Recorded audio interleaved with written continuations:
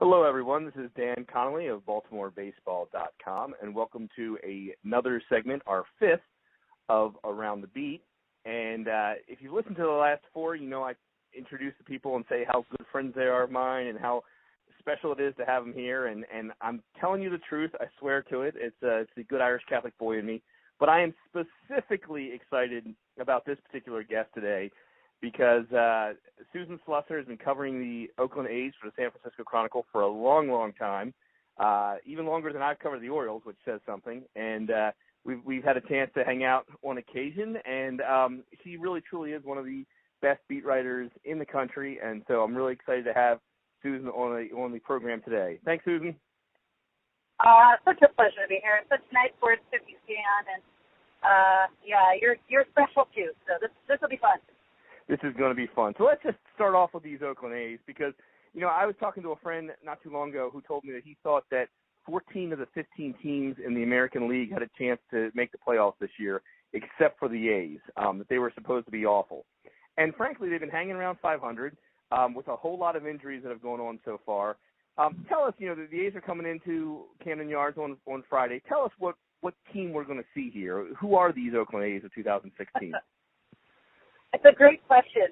They're kind of all over the map, which is actually typical for a 500 team. They're clearly better than they were last year. I'll say that straight off. They could be a 500 team, which would be a massive improvement. Obviously, they finished dead last in the league last year. So your friend's not crazy, but the defense is much better than it was. We know what an Achilles heel that was last year. And the bullpen is night and day better. And that's really what killed the A's last year was the bullpen. They had the 35 one-run losses. That'll sink your morale. So a lot of them came in April and then just kind of killed the season right away. They had, numbers-wise, the worst bullpen in the league last year. Sean Doolittle missed most of the year. Now the A's add Brian Madsen, who's sort of a de facto closer. Bob Melvin is not calling him that. He's saying that he's got two closers that are sort of matchup guys, but you'll notice that the guy with all the saves is Ryan Madsen. So it's really Madsen. And then they had John Axford, who has been wiped out. So the A's bullpen is it's essentially all new guys with the exception of Sean Doolittle, and they're very good. Now, one of the things that intrigues me about this team is the rotation and how it's going to shake out. Obviously, losing Bassett is somewhat of a blow there. There's a couple of young guys coming in. Former Oriole Rich Hill is in that rotation. But the guy who intrigues me the most, obviously, is Sonny Gray, who is the ace of the team. And he's kind of started off rough here. He's got a 4.84 ERA, 35 hits in 35 innings, which really isn't him. And the 16 walks is what obviously sticks out to me. Is there time to be concerned about Sonny Gray, or is it just April and he'll figure it out as it goes on? Well, Sonny Gray is one of those guys where he's so competitive and he works so hard. I don't think the A's ever feel like there's cause for concern about him unless there's an injury, and there's no indication of that. Last night he said that's the best he felt. His stuff is getting better every time out. I think just going through a little bit of a rough patch early on rather than, some guys did it mid-season, some guys did a rough patch later in the season. I think he's just having this a little early maybe. If he's physically sound, he will still be one of the best pitchers in the American League. There's no doubt about it. So I think he's kind of feeling his way right now. He'll snap back in. I don't get a sense that anyone is concerned. Catchers, pitching coach, manager, teammates, maybe fans, but nobody around the A's will come. It would be kind of fun if he does pitch Sunday against the Orioles. There's a possibility he could pitch against Ryan Flaherty and Pedro Alvarez. I'm not sure 3 Vanderbilt Commodores have ever played in one Major League Baseball game together. So we'll put Buster Olney and Dave Shine in and Tyler Kepner on alert for that possibility. So that, but like I said, he's one of those guys that I've enjoyed watching. He actually hasn't fared particularly well against the Orioles, although the last time he pitched against the Orioles, he was coming off the injury and it was kind of his first game back, so you kind of have to give him a pass on that one. Now, a guy who loves being in Baltimore and honestly is a guy who I think will be on the Orioles' radar as a free agent next year if he gets to that point, is Josh Reddick. He absolutely destroys the Orioles, both overall and specifically in Camden Yards, where he's .324 with 5 homers and 6 doubles. what is the situation with Reddick now? Do you see him as a long-term A, or do you also see there's a real possibility that if this team is hovering around 500, that he could be one of Billy Beane's trade chips in July? Well, I think if they're around 500, I think they probably don't have any sort of sell-off because the AL West right now is looking like a division that's going to stay tight all year. And I think if a team's around 500 at the trade deadline, then they still could be in it, quite frankly. Billy Beane had talked specifically about Reddick as a guy they would like to keep long term. However, there was no indication during the spring, the contract negotiations, which did happen.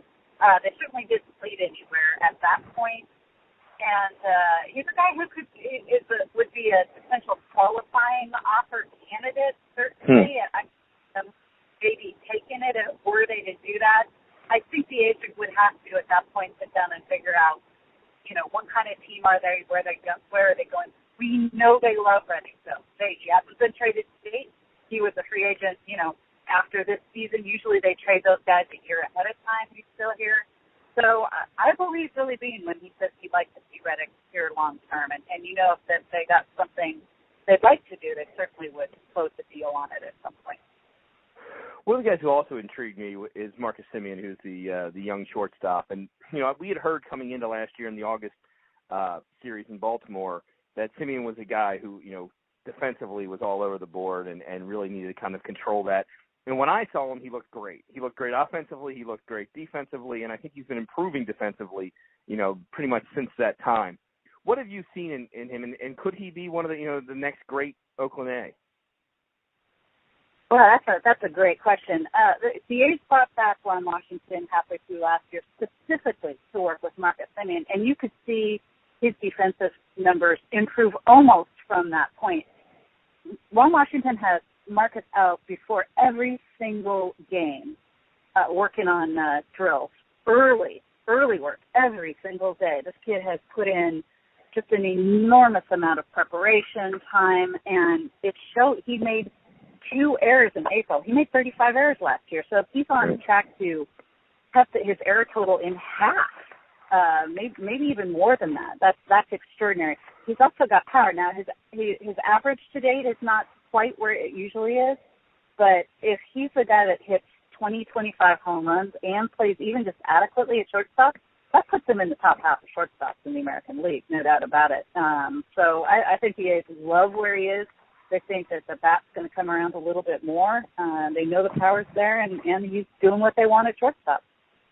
He's actually coming into tonight. He actually is tied with Chris Davis, your Chris Davis, not our Chris Davis, the Oakland Chris Davis, with 6 home runs.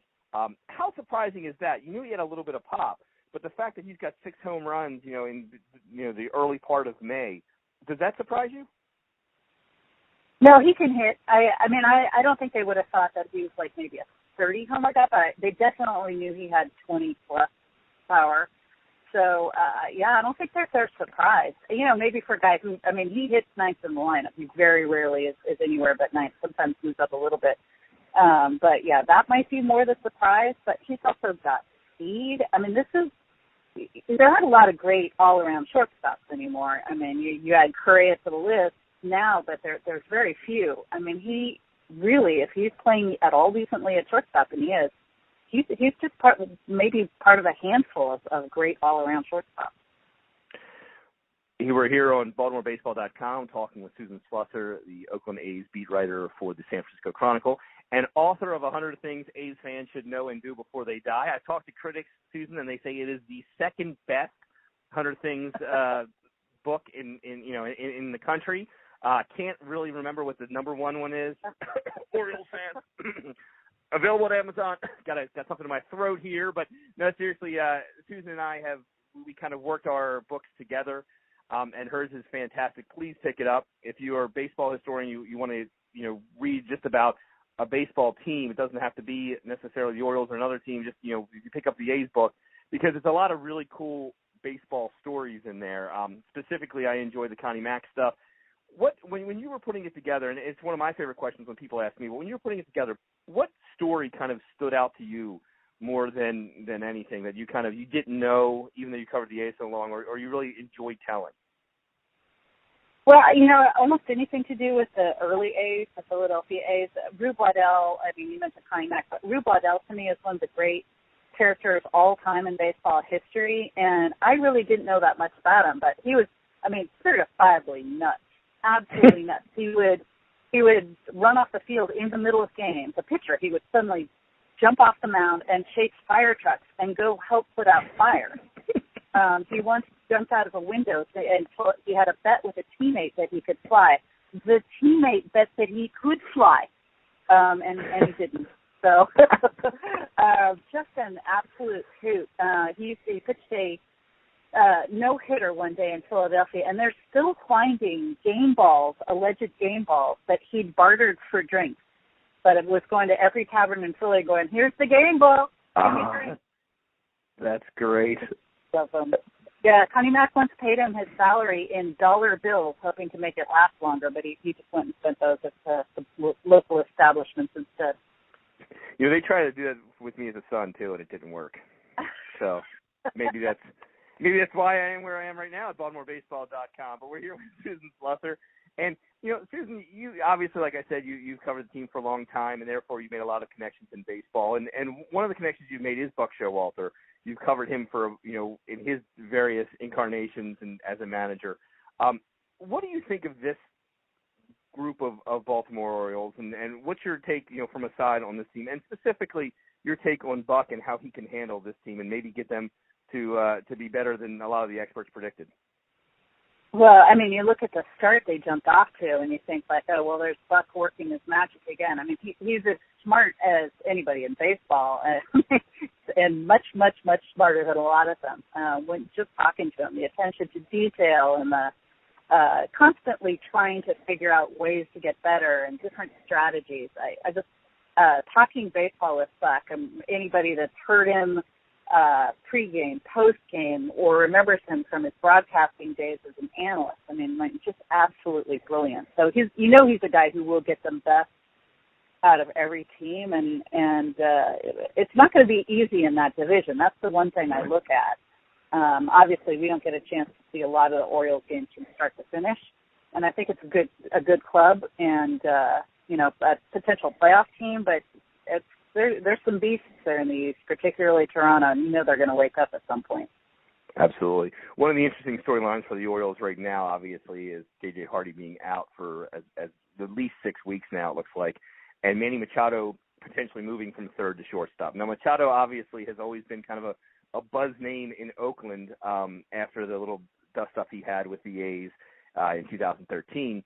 Is that still lingering at all? And it's kind of interesting to me because a member of the A's right now is Alonso, who is his brother-in-law.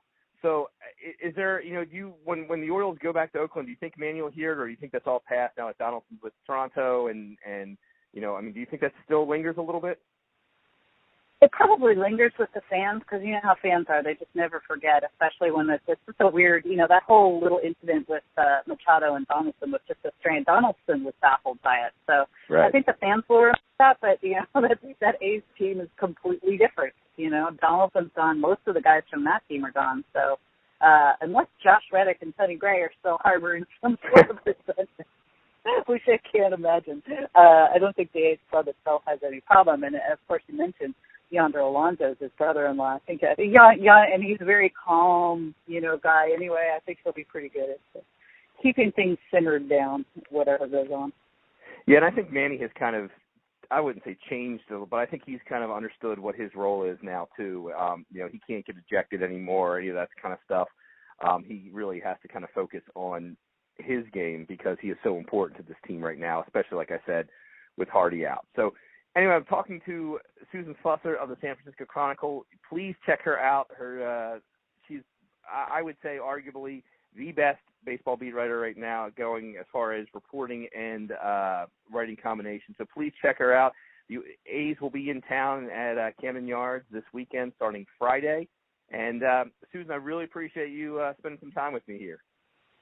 Oh, I always love talking to you, Dan. Anytime I can help you out, call me anytime, and it's going to be a treat to see you and everybody else out there. You and Buck and Gary Thor and all my favorite people at one site.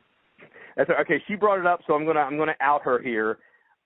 Susan has this crazy crush on Gary Thorne. She's a huge hockey fan.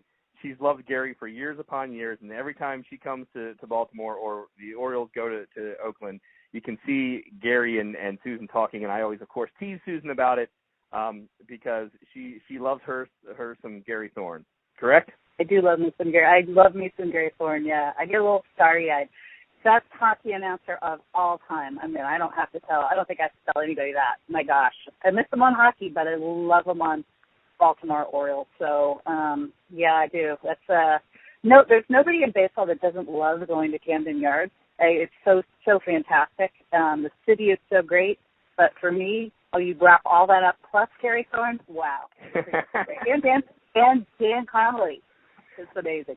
There you go. And I'm okay taking the back seat to Gary Thorne. I'm okay with that. It does not bother me. It doesn't hurt my ego whatsoever. Susan, thanks so much, pal. I cannot wait to see you on Friday, and we can grab dinner and hang out a little bit. Take care of yourself, buddy. Fantastic. Thanks, all right. That's Susan Slusser of the San Francisco Chronicle and author of 100 Things A's Fans Should Know and Do Before They Die. This is Dan Connolly. I hope you enjoy listening to Around the Beat on BaltimoreBaseball.com.